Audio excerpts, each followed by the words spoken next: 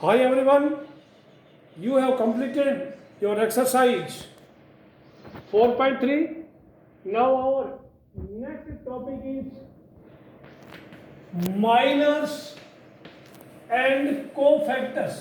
Minors and cofactors बच्चों काफी काम की चीजें हैं माइनस एंड कोफैक्टर्स। तो इसमें एक मैं एग्जाम्पल 19 ले लें तो फिर आपको समझा देंगे। एग्जाम्पल 19 में ये स्टेटमेंट 1 2 3 कुछ नहीं है 4 5 6 7 8 9 देयर आर 9 एलिमेंट 3 by 3 का तो there will be 9 minors and 9 cofactors. तो माइनस को कैपिटल एम से दिखाया जाता है एंड कोफैक्टर्स को कैपिटल ए से दिखाया जाता है, ठीक है ना।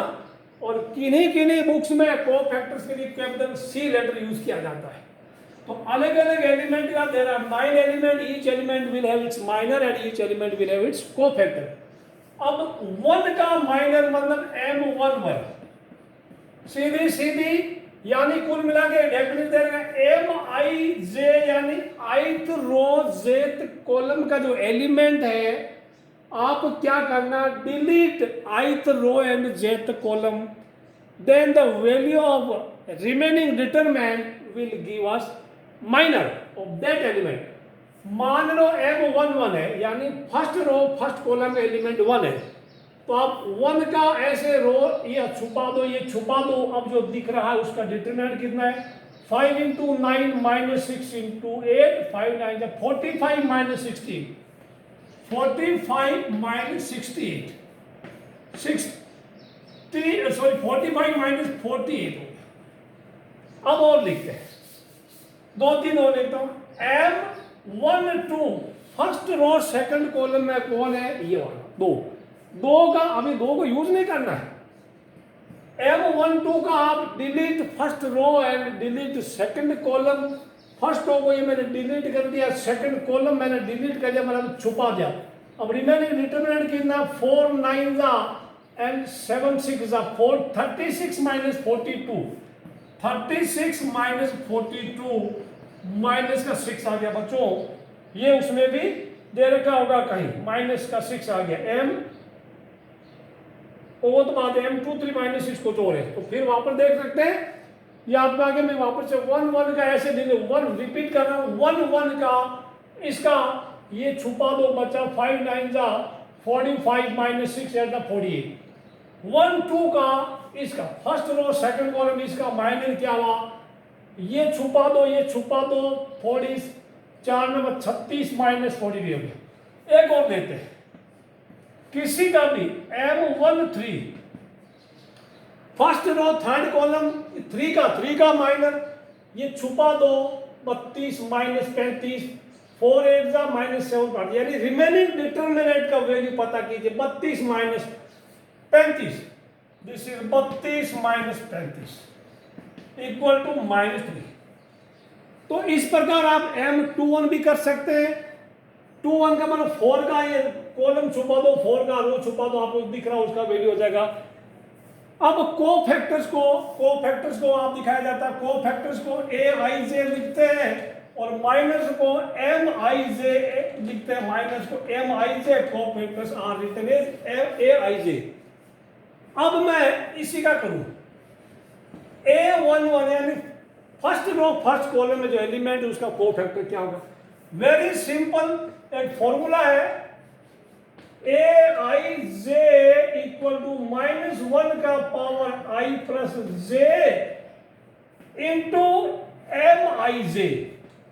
यानी आपने जो माइनर निकाला है उसको -1 का पावर I प्लस J से मल्टीप्लाई कीजिएगा।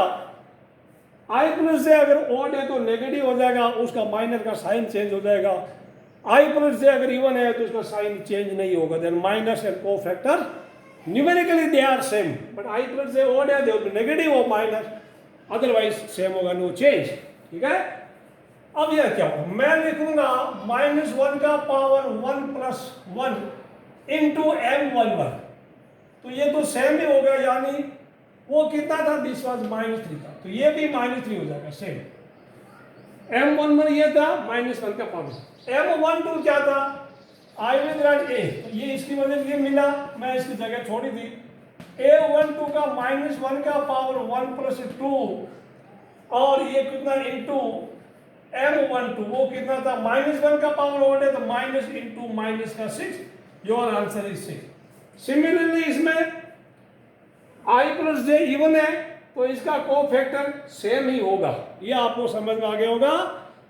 Cofactors and minors numerically they are same, but i + j odd है तो कोफैक्टर्स माइनर का नेगेटिव साइन हो जाएगा। आप एग्जांपल नंबर, कोई दिक्कत नहीं है, 19 पढ़ सकते हैं, एंड एग्जाम डेफिनेशन 2 को दिक्कत नहीं है, दिया पढ़ सकते हैं, कोई लफड़ाई नहीं है। तो delete that row at that column in which the element is present. बच्चों एग्जाम्पल 20 में कोई दिक्कत नहीं है, 2/2 का ही है, एग्जाम्पल 20 जस्ट 2/2 का है, बिल्कुल आसान। या तो एग्जाम्पल 20 करा दूं या मैं एक्सरसाइज का कोई पहला क्वेश्चन करा दूं। एग्जाम्पल 20 आप खुद पढ़ लेना, मैं नहीं कराऊंगा। एग्जाम्पल 21 में भी कोई लफड़ा ही नहीं है, ये आप खुद पढ़ सकते हैं। एक और चीज है, तो किसी का डिटरमिनेंट का वैल्यू हम ऐसा करते हैं, नोट कर लेना, ये काम की चीज है।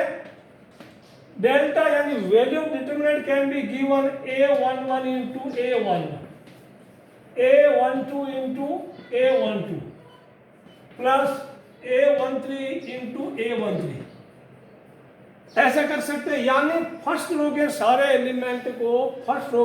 एलिमेंट के जितने भी कोफैक्टर्स है उनका मल्टीप्लाई किया, सम किया।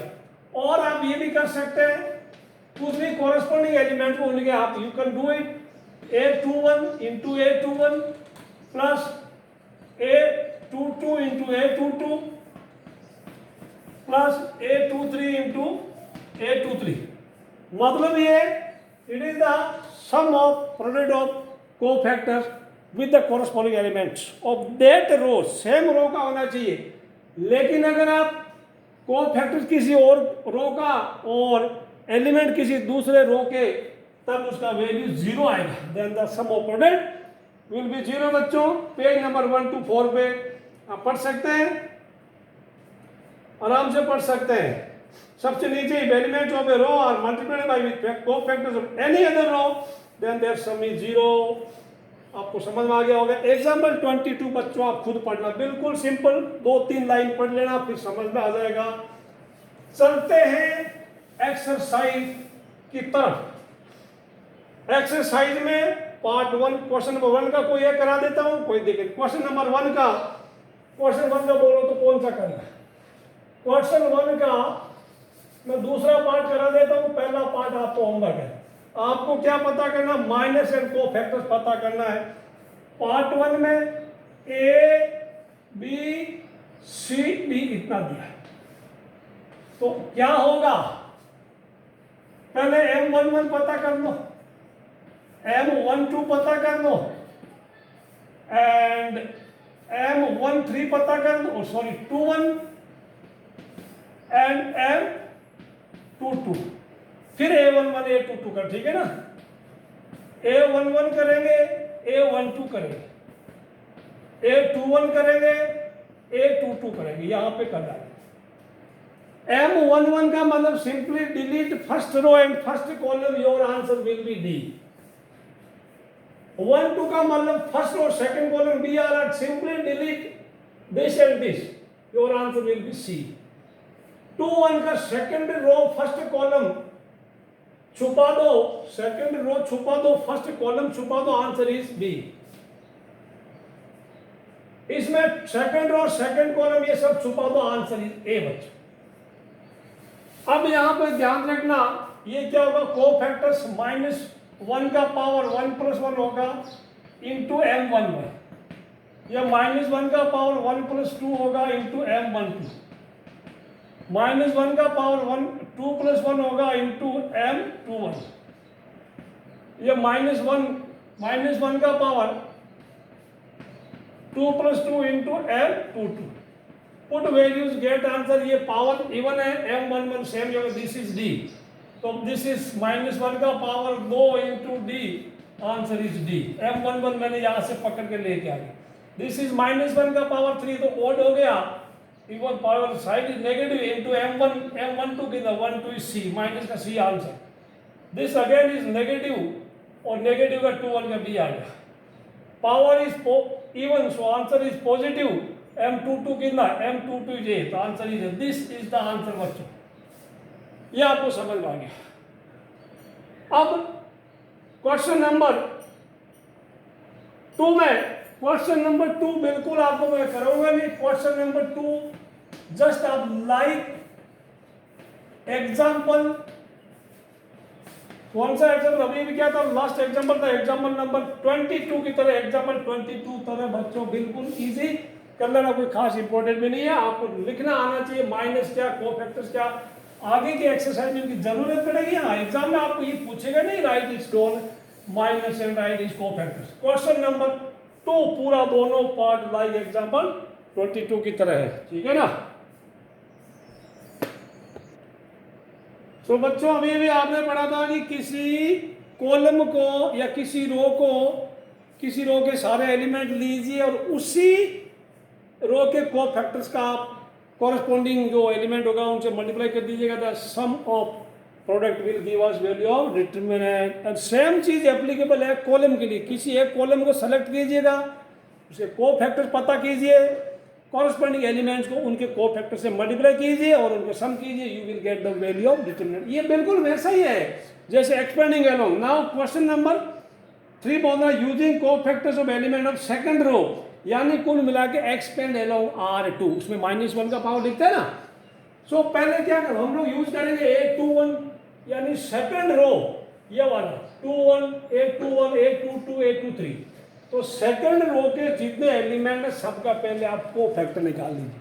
तो -1 का power 2 + 1 into just hide delete second row and first column में यहां से करता हूं. ये आपने छुपा दिया सेकंड रो, ये छुपा दिया. आपको क्या दिख रहा देखिए देखिए देखिए क्या दिख रहा है. 3 3 जा और -2 8 जा 16 है ना. तो माइनस का 7 माइनस इंटू -1 आपका 7 आ गया. A22 कौन है 0. तो 0 delete this and delete this. Deletion में आई विल यूज दिस. तो delete this and delete this. अब आपको क्या दिख रहा whatever is visible to you just बच्चों अभी निकालिए. क्या दिख रहा आपको ये वाला. तो 5 3 जा -8 15 -8 दिख रहा 15 -8 -1 का पावर है. अब 8 2 3 second row third column. Second row मैंने छुपा दिया, थर्ड कॉलम भी छुपा दिया. अब आपको क्या दिख रहा बताइए what is visible to you. ये 5 इंटू 2 माइनस क्या होगा 3 इंटू 1 10 -3 ये आपके होंगे कोफैक्टर्स. अब इसी रो के इन कोफैक्टर्स को इसी सेकंड रो के कॉरेस्पॉन्डिंग एलिमेंट से मल्टीप्लाई कीजिए. वो आपका होगा A delta equal to A21 into A21 2 2 2 2 2 3 2 3. A21 आपका 2 है. 2 इंटू इसका कोफैक्टर. A22 0 है सोचना ही नहीं. A23 1 है 1 इंटू इज A23 वाले का. ठीक है ना, समझ में आ गया ना. यानी 2 into this 0 into this plus 1 into this will give us value of determinant. बच्चों value of determinant.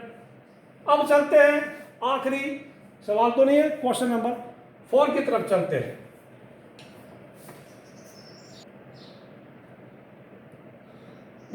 Okay I lift this board letter.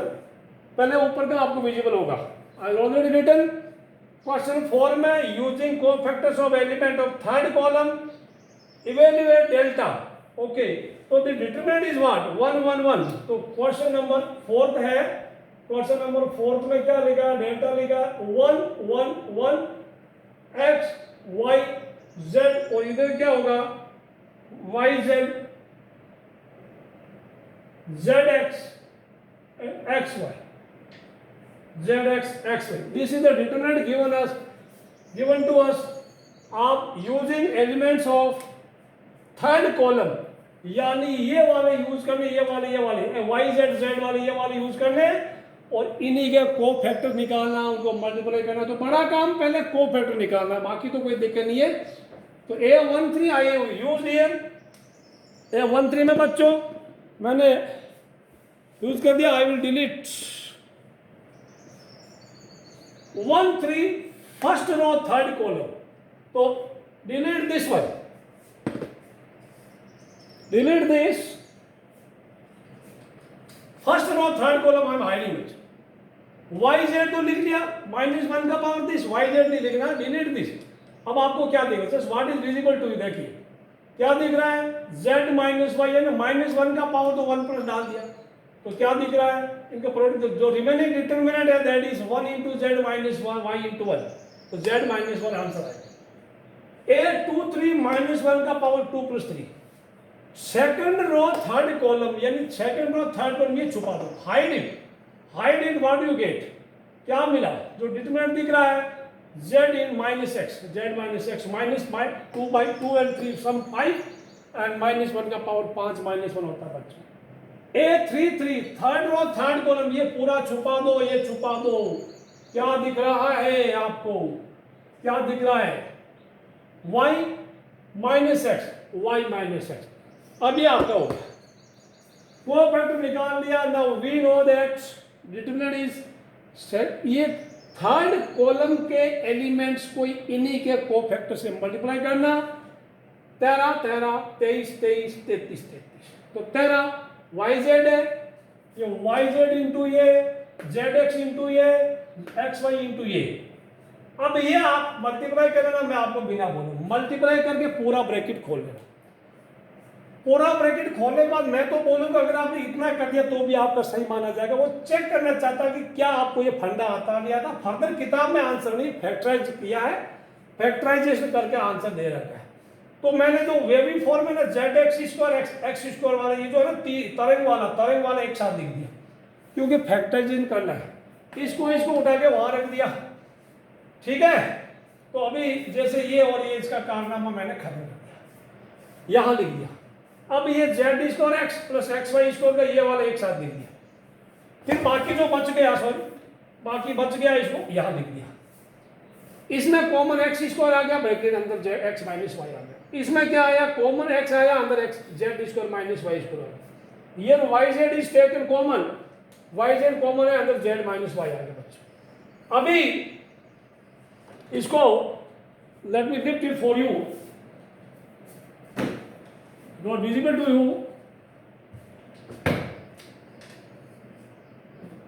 now।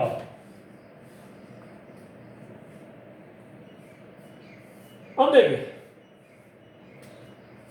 कोई दिक्कत नहीं है, Z square minus Y square को आएगा return Z minus Y Z plus Y, A square minus B square का फंडा लगा दिया, यहां तो सेम ही था। अब पूरे एक्सप्रेशन में Z minus Y Z minus Y Z minus Y same bracket available है, दैट जेड माइनस वाई वाला bracket has been taken common here.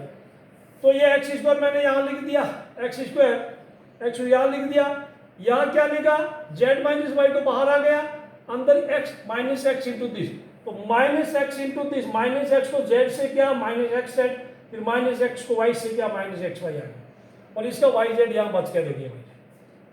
अब अंदर जो बच गया स्क्वायर ब्रैकेट के अंदर, इसका फर्दर फैक्टराइजेशन किया, देखो इसको इसको इसको एक साथ लिखा, ठीक है। तो इसमें x कॉमन है, x माइनस जेड, इसमें क्या कॉमन आया बच्चों, इसमें माइनस वाई कॉमन है, x माइनस जेड आ गया। स्क्वायर ब्रैकेट के अंदर देखिए एक और ब्रैकेट कॉमन है, x माइनस जेड वाला ब्रैकेट कॉमन है, तो फिर x माइनस वाई भी आ गया, z minus Y x minus Y x minus Z. अब एक रूटीन में मैं आपको और समझाता हूं इसको, आपके क्या आया, मैं इसको लिख लेता हूं, z minus Y X minus Y X minus Z, you have got z minus Y Y minus Z and X minus Z. इसको मैं साइड में कर देता हूं, आपको वो नोट कर लेना, पहले नोट कर लेना बच्चों, just note it down, video pause करके नोट कर लेना, then I am removing it, फिर इसका आगे करता, X minus Y Y minus Z X minus Y क्या आया, जेड माइनस वाई, सॉरी अभी आपको मिला था Z minus Y X minus Y, आपको मिला था, ये मैं लिख रहा हूं ये वाला, Z minus Y X minus Y and then X minus Z. अब ये आंसर भी देखो, this is also correct, even ऊपर भी आप छोड़ा था ना, मैंने कहा आप छोड़ दीजिए, फैक्टराइजेशन ना करें तो भी सही। तो एक जनरल पैटर्न होता है X minus Y, X minus Y minus Z minus, क्योंकि साइकिल बनता है ना, अगर हम लिखे हैं या एक्स लिख दिया मैंने या वाई लिख दिया जेड लिख दिया, तो X minus Y minus Z, तो एक्स माइनस वाई वाले टर्म तो ठीक है। वाई माइनस जेड इसमें क्या देखिए, इसमें आप -1 कॉमन ले लेंगे तो मैं इसको लिखूंगा -1 कॉमन लिया, माइनस इसमें कॉमन लिया, क्या वाई माइनस जेड है, इसको छेड़ना नहीं, इसमें फर्दर -1 कॉमन ले लिया आपने, ठीक है ना, -1 कॉमन ले लिया या माइनस कॉमन लिया है तो z माइनस एक्स हो गया। ये माइनस और ये माइनस दोनों बार प्लस मिलके मल्टीप्लाई हुआ प्लस हुआ तो क्या X minus Y minus Z minus, क्योंकि फिर से बोल रहा हूं ये माइनस और ये माइनस मल्टीप्लाई हो गए प्लस हो गया, आपको मिल जाएगा X minus Y minus Z minus X.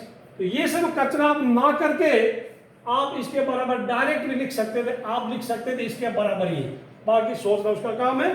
तो क्वेश्चन नंबर अभी आपका 4th खत्म हुआ है, आखिरी क्वेश्चन बच्चों एमसीक्यू है। फिर तो देखिए delta A I J is cofactor of A I J, then value of delta is, आप आराम से देखिए कॉरेस्पॉन्डिंग एलिमेंट का कॉरेस्पॉन्डिंग कोफैक्टर से प्रोडक्ट किस किस का हो रहा है, चेक करा ऑप्शन ए में तो नहीं है, 11 31 लिखा नहीं चलेगा, बी में 11 है लेकिन ए 12 ए 21 नहीं चलेगा, सी में 21 ए 11 वो भी नहीं चलेगा, डी में ए 11 plus A 21 plus A 31 option D is correct है बच्चों। तो एक्सरसाइज 4.4 अभी समाप्त होती है। Have a nice day. Video को शेयर करना, लाइक करना, सब्सक्राइब भी करना है और मिलते हैं बच्चों, बाय बाय।